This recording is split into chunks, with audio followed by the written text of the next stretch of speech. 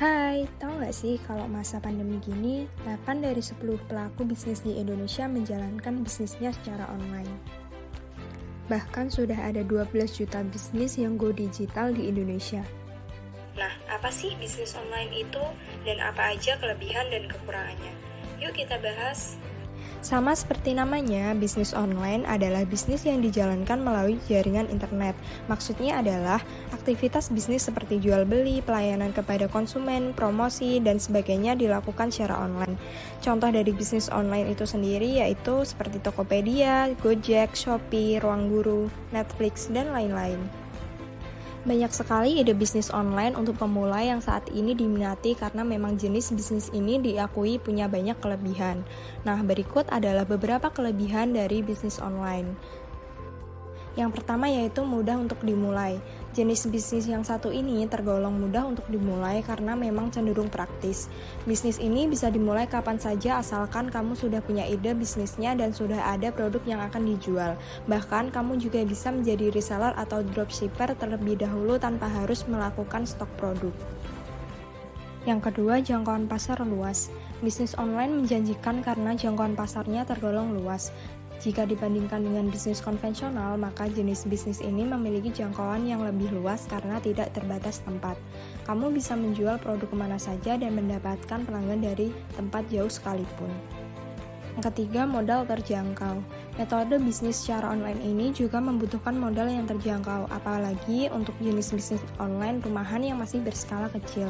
Tidak heran jika bisnis ini banyak diminati karena dapat dimulai bahkan oleh mereka yang modalnya terbatas sekalipun. Kamu juga tidak perlu merekrut banyak karyawan karena bisnis ini bisa dikelola sendiri dan tidak butuh tempat atau toko offline sehingga modalnya jauh lebih hemat. Yang keempat, banyak media promosi. Kelebihan lain dari bisnis online dibandingkan bisnis konvensional adalah tersedia banyak sekali media promosi. Jenis bisnis ini lebih mudah dipromosikan dan dalam sekali promosi bisa menjangkau target pasar yang luas. Media promosi digital saat ini juga sudah semakin beragam dan fiturnya juga lengkap sehingga strategi marketing dapat berjalan lancar.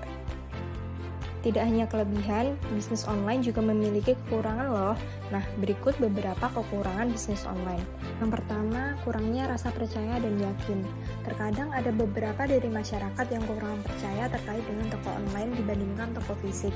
Banyak dari pengguna online shop yang merasa apabila mereka menjual produk, maka sedikit orang yang akan membeli. Maka rasa tidak yakin jika tingkat kepuasan pelanggan akan menurun karena barang tidak sesuai dengan fisiknya.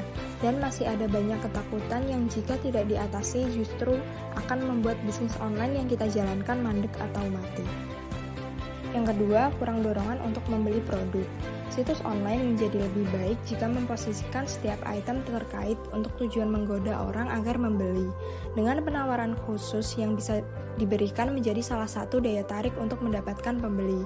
Apabila Anda tidak mahir dalam ide kreatif, menghias dan mempromosikan produk, maka bisa jadi Anda akan ketinggalan terkenal dengan online shop pesaing Anda. Sehingga hal inilah yang menjadi kelemahan bisnis online jika kurangnya upaya untuk mendorong pembeli tertarik pada produk dan toko Anda. Ketiga, terjebak dengan ongkos kirim. Biaya pengiriman yang bisa jadi memiliki harga mahal terutama untuk barang besar atau barang yang mudah rusak. Anda dituntut untuk membayar biaya tambahan dengan biaya ongkos kirim dan juga waktu yang diperlukan untuk membungkus serta membawanya ke kantor pos. Umumnya akan ada biaya ekstra untuk pengiriman karena layanan pos bisa tidak dapat untuk diandalkan.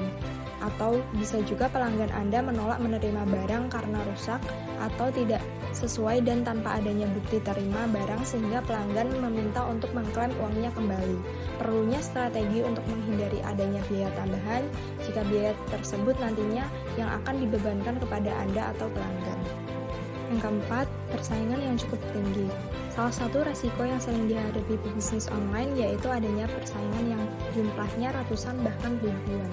Tidak bisa dipungkiri bahwa saat ini semakin banyak usaha online bermunculan. Mudahnya memulai jenis usaha ini dan lengkapnya fasilitas yang ada membuat banyak orang terjun untuk mengelola bisnis secara online. Akibatnya, persaingan di bidang ini sangat ketat dan kamu harus berusaha keras agar bisa bertahan dan laris manis di pasaran. Yang kelima, masalah kualitas. Tidak semua produk yang ditawarkan melalui online bisa begitu saja dipercaya banyak orang, khususnya orang yang merasa trauma mengenai pemesanan atau penggunaan jasa online.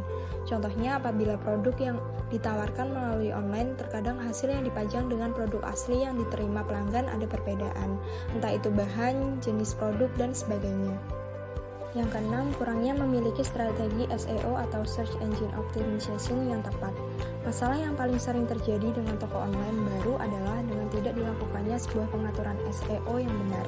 Faktanya bahwa SEO tersebut dapat digunakan untuk menunjukkan tanda-tanda kesuksesan juga keberhasilan yang terbaik, di mana fungsi dari SEO sendiri yaitu diperlukan untuk terus mendatangkan traffic ke situs yang ada. Sekian dari kelompok 5, terima kasih.